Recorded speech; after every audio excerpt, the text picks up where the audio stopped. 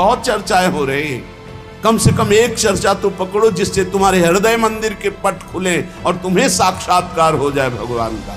खा खा के अगर वजन बढ़ा रहे हो तो लकड़ी का वजन बढ़ेगा, फूंक दिया जाएगा शरीर, और किस काम में आएगा। कोई रोग हो सकता है, कोई घटना घट सकती है, इसलिए सावधान, प्रमाद स्थिति नहीं, दीर्घ सूत्रता नहीं। अगर दिनचर्या में व्यवधान तो तुम्हारे जीवन में व्यवधान है, हटा दो, अपनी दिनचर्या में आओ। दिनचर्या ठीक होनी चाहिए। स्मार्ट, बड़े स्मार्ट बने हो, माया से थोड़ी तुम्हारी स्मार्ट गिरी चलेगी। बहुत बड़ा प्रभाव पड़ता है, आपको अनजाने में पतन के मार्ग में आपको ले जाएगा। यहां कह रहे हैं जो साधक भगवान के मार्ग में चल रहे हैं उनके लिए सावधानी की बातें हैं, बहुत सावधान होकर सुने और इनसे बचें। जो उपासक इन बातों से नहीं बचता वो अपने लक्ष्य से भ्रष्ट हो जाता है, इसलिए बहुत काम की बात है। पहला है किसी भी सभा समिति संगोष्ठी में शामिल ना होना, जहां एक दूसरे की कटाक्ष हो रही हो, जहां एक दूसरे की निंदा की जा रही हो, जहां ये सब नहीं, इसमें नहीं फंसना, साधक को नहीं फंसना। भगवत प्राप्ति करने वाले साधक को सबसे पहले बचना है। आ जाना, वहां सभा है, आज वहां समिति है, वहां ऐसा संगोष्ठी है, इस विषय की चर्चा है, नहीं। सत्संग, एकांत सेवन, भगवत सेवा, सत्संग, इष्ट मिले और मन मिले, मिले भजन रस रीति, तहां निसंग कोहे मिलिए, तासों कीजे प्रीति। कभी नहीं गए, कई तरह की हानियां हो जाती हैं, साधक बहिर्मुख हो जाता है। इसलिए साधक को कभी सभा में, समिति में, ऐसी जगह नहीं जाना चाहिए। मना कर रहे हैं। सभा समितियों में शामिल होना मानो अपनी साधना को नष्ट करना है। जो लक्ष्य प्राप्ति के लिए चलना चाहता है, सभा समिति संगोष्ठी ये नहीं। एकांत सेवन, सत्संग सुना, अपरिचित जीवन, किसी से कोई परिचय नहीं। अखबार पढ़ना, समाचार देखना, ये उनके लिए सही है जो समाज सेवी हैं, जो समाज में विविध पदों में हैं, लेकिन जो भगवत प्राप्ति करना चाहता है उस साधक के लिए ठीक नहीं। न समाचार पत्र पढ़ना और न समाचार सुनना, न समिति सभा में जाना, न किसी राजनीतिक या व्यवहारिक संगोष्ठी को सेवन करना, नहीं। हम सबके हृदय में विराजमान उस परमात्म तत्व को जागृत करने के विषय में बोलते हैं। सबका हृदय मंदिर बने और सबके हृदय रूपी मंदिर में भगवान का प्रादुर्भाव, केवल उसकी चर्चा होती है। जिस प्रभाव से अनंत जन्मों से हम भटक रहे हैं, उस माया की मलिनता का नाश करके सच्चिदानंद प्रभु में स्थित होने की चर्चा होती है। बहुत चर्चाएं हो रही हैं, कम से कम एक चर्चा तो पकड़ो जिससे तुम्हारे हृदय मंदिर के पट खुले और तुम्हें साक्षात्कार हो जाए भगवान का। जब तक हृदय मंदिर में भगवान प्रकाशित नहीं होंगे तब तक कुछ काम बनने वाला नहीं। तो सत्संग हृदय मंदिर के पट खोलता है, सत्संग ज्ञान चक्षु खोलता है, प्रेम नेत्र खोलता है। सभा समितियों में जाना, पक्ष विपक्ष की वार्ता करना, समाचार पत्र पढ़ना, समाचार देखना, इस साधक को छोड़ देना चाहिए। दूसरा, कोई भी मनुष्य तुम्हारे जीवन में विशेष अधिकार प्राप्त न कर पावे। कोई भी पूरी सृष्टि में विशेष अधिकार, अरे वो अपने हैं, तो फिर श्यामा श्याम तुम्हारे कैसे रहे? श्यामा श्याम तो तभी अपने माने जाएंगे जब कोई और अपना ना हो। मेरे तो गिरधर गोपाल दूसरो न कोई, सिद्ध महान प्रेम रस में डूबी हुई मीरा जी के वचन है। मेरे तो गिरधर गोपाल दूसरो न कोई। गोस्वामी तुलसीदास जी, एक भरोसो, एक बल, एक आस विश्वास, एक राम घनश्याम हित चातक तुलसीदास।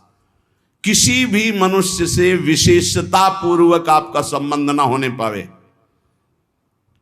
स्थान विशेष में आसक्ति ना होने पावे, वस्तु विशेष में स्वाद ना आने पावे।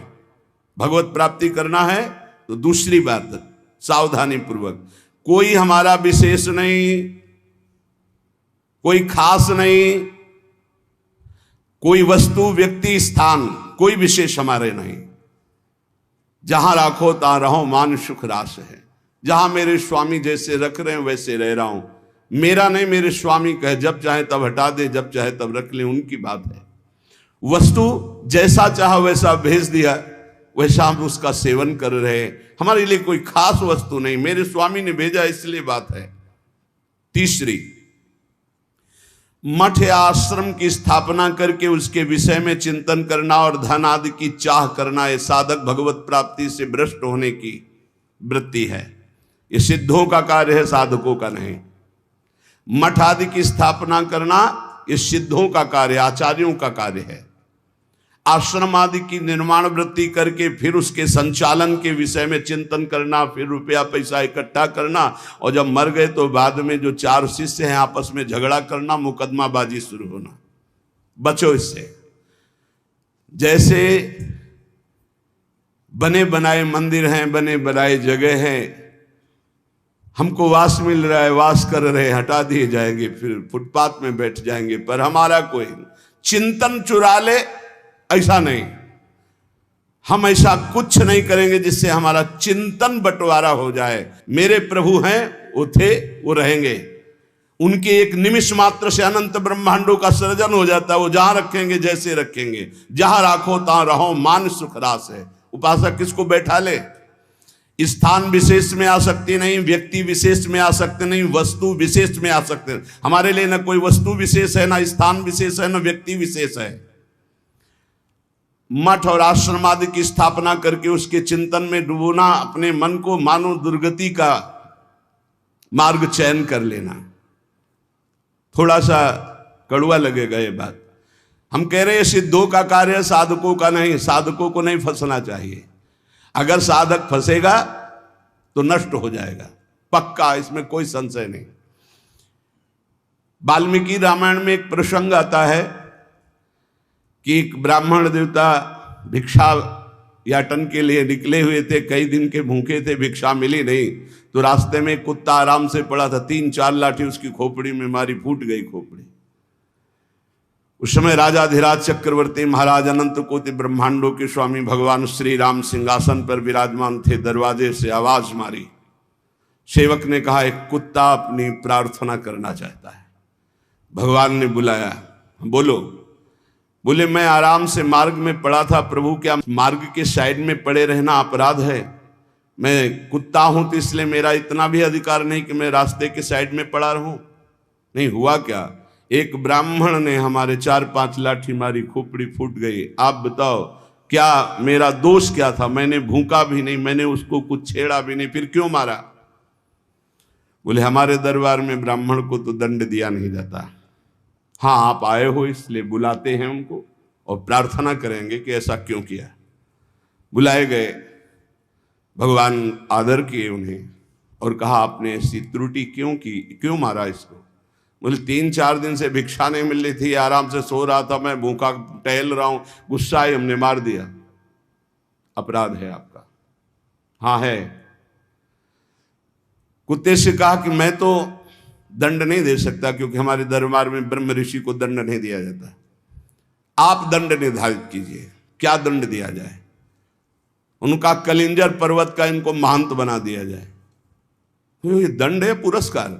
जिसको मांगने से भी भिक्षा नहीं मिलती, वो कलिंजर पर्वत के बहुत बड़े आश्रम का महंत बन जाएगा आगे चलकर, तो ये तो पुरस्कार मिला, ये तो दंड थोड़ी। बोले नहीं प्रभु, मैं मानते ही हूं, पूर्व का मैं मानते ही हूं, जो कुत्ता बना हूं, ये जब कुत्ता बनेगा ना तब इसको समझ में आएगा। सीधे कुत्ता ना कह करके इसको हमने, अगर साधक ये सिद्धों का खेल है, जो स्वात्मानंद में मगन है वो पूरा साम्राज्य चला सकते हैं, लेकिन जो साधक है अगर इस प्रपंच में फंसा तो मारा जाएगा। जब तक भगवत साक्षात्कार न हो तब तक होश में मठ और आश्रम आदि की स्थापना करके उसके चलाने की चिंता करना, ये सब बिल्कुल परमार्थ से भ्रष्ट कर देने की बात है। चौथा, साधन में आलस्य, प्रमाद अपनी दिनचर्या में कभी नहीं होना चाहिए। गुरु प्रसाद से अभी तक, अब आगे भगवान जाने, अगर 102 बुखार भी है और हमारा नियम है 12:30 बजे 1 बजे जगना, तो जगना है, जगना। पैदल आते थे, अब ठीक उसी समय राउंड लगा के अपनी दिनचर्या है, अपनी दिनचर्या में 1 मिनट का फर्क नहीं। अब तो आराम से सो सकते हैं, नहीं, आराम कहाँ, जब तक शरीर में श्वास है आराम नहीं। इसको ऐसे रगड़ा जाता है जैसे कंजूस मालिक नौकर से, ऐसे इस शरीर का प्रयोग किया जाता है। एक एक श्वास बचा बचा के भगवान के चरणों में, और खूब मेहनत कराओ इससे। ये किस काम में आएगा? खा खा के अगर वजन बढ़ा रहे हो तो लकड़ी का वजन बढ़ेगा, फूंक दिया जाएगा शरीर, और किस काम में आएगा? न उठने में सुविधा, न दिनचर्या में सुविधा। जब शरीर बढ़ जाता है ना, अरे थोड़ा कम खाओ, खूब इसको व्यायाम प्राणायाम और अपनी दिनचर्या मेहनत करो, खूब नाम जप करो, भजन करो, इसके लिए मिला है। बोले साधन में आलस्य नहीं होना चाहिए, अपनी दिनचर्या में प्रमाद नहीं होना चाहिए। किसी भी साधक दिनचर्या में प्रमाद का मतलब है अपने जीवन को नष्ट करना। ये नींद अच्छा है या राधा राधा रटना अच्छा है? हम कहते थोड़ा सो लो। नींद में केवल सुख जो मिलता है वो 5-6 घंटे संसार का चिंतन छूट गया, इस बात का है। तो तुम बैठे बैठे जागृत में यदि ऐसा अभ्यास बना लो, उसे समाधि कहते हैं। न जागृत है, न स्वप्न है, न सुषुप्ति है, भगवदाकार वृत्ति है। इसी के लिए तो हमारा मानव जीवन हुआ है। साधक अपनी साधना में प्रमाद न करे। कभी 3 बजे, कभी 4 बजे, कभी 5:30 बजे, कभी 2 बजे, ऐसी दिनचर्या ने, एक राइट दिनचर्या, 2-4-5 मिनट की बात अलग, पूरे जीवन आजीवन एक दिनचर्या चलनी चाहिए साधक की। फिर कर लेंगे प्रमाद, दीर्घ सूत्रता, ये नहीं होना चाहिए। 11 माला कहा है, आज 5 माला हुए, कोई कल 11 और 6, फिर कल जब 11 और 6 पूर्ति कर रहे तो 6 पूरे, 11 फिर आगे कर। धीरे धीरे नियम ही खत्म हो गया, खत्म। हम कभी इस बात से राजी ना हो कि हमारा मन भजन के लिए आगे टालता है। जब हम दीक्षा देते हैं तो इतना जरूर कहते हैं कि 11 माला गुरु मंत्र के अधिक जपो तुम्हारे सौभाग्य का विषय पर। हमारा नियम 11 कम से कम प्रारंभिक स्थिति में, 12 पद कम से कम चतुरासी जी के पूरी पाठ कर जाओ, तुम्हारे अहो भाग्य, धन्य भाग। रो रो कर जब नाम पुकारते हैं तब कृपा होती है। पता नहीं कौन सी परिस्थिति ऐसा आ जाए कि लाद कर तुम्हें धाम से बाहर फेंक दिया जाए। हाँ, कोई रोग हो सकता है, कोई घटना घट सकती है, इसलिए सावधान। प्रमाद स्थिति नहीं, दीर्घ सूत्रता नहीं, अपने दिनचर्या में कोई फर्क नहीं पड़ना चाहिए। जिसकी दिनचर्या ठीक नहीं है, पूज्य सदगुरुदेव भगवान के वचन, साधु की पहचान उसकी दिनचर्या से होती है। जिसकी दिनचर्या राइट टाइम फिक्स चलती है, साधुता ठीक चल रही है। अगर दिनचर्या में व्यवधान, तो तुम्हारे जीवन में व्यवधान है, हटा दो, अपनी दिनचर्या में आओ। दिनचर्या ठीक होनी चाहिए। गुरुजनों के वचनों में, शास्त्र के वचनों में अविश्वास, अश्रद्धा या उपदेश दिए हुए कार्य के लिए निश्चय की कमी। आपको ऐसा करना है, हाँ हाँ कर लेंगे, नहीं वही करना है जो आज्ञा हो गई, बस सब बात बन जाएगी। 5वां, कोई तुमसे विजय प्राप्त करने आया है शास्त्रार्थ के लिए, पहले ही हाथ जोड़कर हार जाओ। अगर भगवत प्राप्ति करनी, परास्त करने की कोशिश मत करो। 6वां, अपने को संत मानना और दूसरों को दोष दर्शन करना, ये साधक का नाश कर देने वाला होता है। अपने को संत मानना, दूसरों को असंत मानना, मतलब पतन का रास्ता निश्चित कर लिया। आचार्य चरण कह रहे, क्वाहम तुच्छा परम अधमा प्राण हो गर्ह कर्मा, कहा मैं तुच्छ अधम अपराध करने वाला। अपने को असंत और दूसरों को संत माने। 7वां, दूसरों के दोष देखना और उनको प्रकाशित कर देना, ये केवल गुरु की वृत्ति में होना चाहिए। वो अपने शिष्यों के दोष देखकर उसे प्रकाशित करके नष्ट कर दे। बकाया साधक को ये कभी वृत्ति नहीं रखनी चाहिए कि दूसरों के दोष देखकर और उनको प्रकट करना, चुगली करना। अगर साधक किसी के दोष देखता है तो उसी के सामने उसको फटकारे, तब तो मित्र माना जाएगा।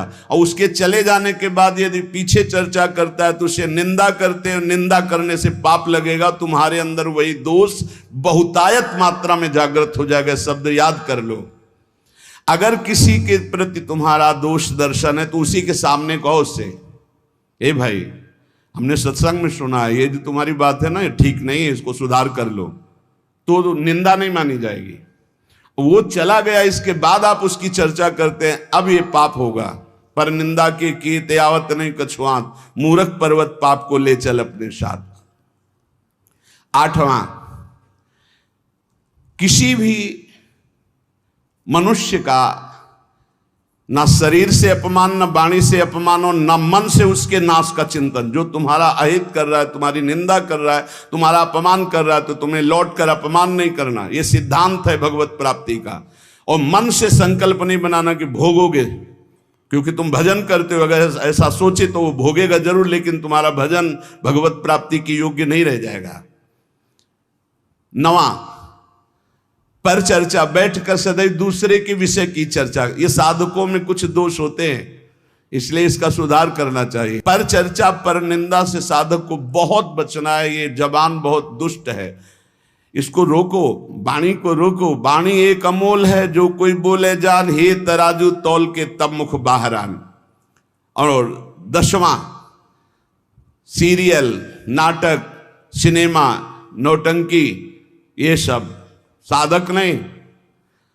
असत साहित्य नहीं पढ़ना, नहीं देखना, नहीं सुनना, बहुत बड़ा प्रभाव पड़ता है। इससे बहुत बड़ा प्रभाव पड़ता है, बहुत बड़ा प्रभाव पड़ता है। आपको अनजाने में पतन के मार्ग में आपको ले जाएगा।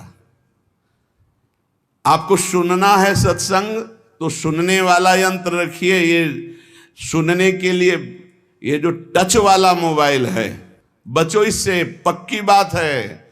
इसको हम बहुत प्रार्थना पूर्वक निवेदन करते हैं कि साधक जो घर से निकला है भगवत प्राप्ति के लिए, टच वाले मोबाइल से बचे। जहां भगवत प्राप्ति की लालसा से आपने वैराग्य लिया, वहां भोगों की लालसा पैदा कर देगा। जहां आप खोले मोबाइल तो आपके ऑप्शन ही ऑप्शन है, और मन कभी भगवत ऑप्शन सुनना चाहे तो बड़ा पवित्र मन होता है। हाँ, ये संसारिक बात है। इसमें क्या है? अच्छा, इसमें क्या है? ढूंढते ढूंढते वहां पहुंच गए जहां नहीं पहुंचना चाहिए, और आपको नष्ट कर देगा। सत्संग सुनना है तो यंत्र रखो सत्संग सुनने का। अगर आपको सही माने में मोबाइल का ही प्रयोग करना है, बहुत जरूरी है, तो हम कहते हैं छोटा वाला मोबाइल रखो। लेकिन नहीं, स्मार्ट, बड़े स्मार्ट बने हो, माया से थोड़ी तुम्हारी स्मार्ट गिरी चलेगी। माया तुमसे ज्यादा स्मार्ट है, उसी स्मार्ट में फंसा देगी। स्मार्ट है तो कहते हैं उसे, स्मार्ट मोबाइल कहते हैं। हाँ, तुम्हारी स्मार्ट गिरी नहीं चलेगी माया के आगे। वो एक दृश्य दिखाकर, मछली के मैथुन को देखकर सौ भरी महात्मा जल में समाधिस्थ रहते थे, साधना भ्रष्ट हो गई। अजामिल लकड़ी लेने गया था, वैश्यागमन देख करके उसकी बुद्धि भ्रष्ट हो गई, उसी वैश्या में आसक्त हो गई।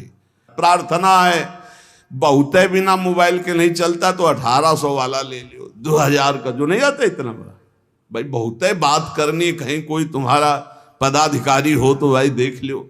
नहीं तो हमें प्रार्थना करनी है साधकों से, स्मार्ट से बचो। बहुत स्मार्ट है वो, तुम्हें फंसा लेगा, भगवत मार्ग से गिरा देगा, पक्का गिरा देगा।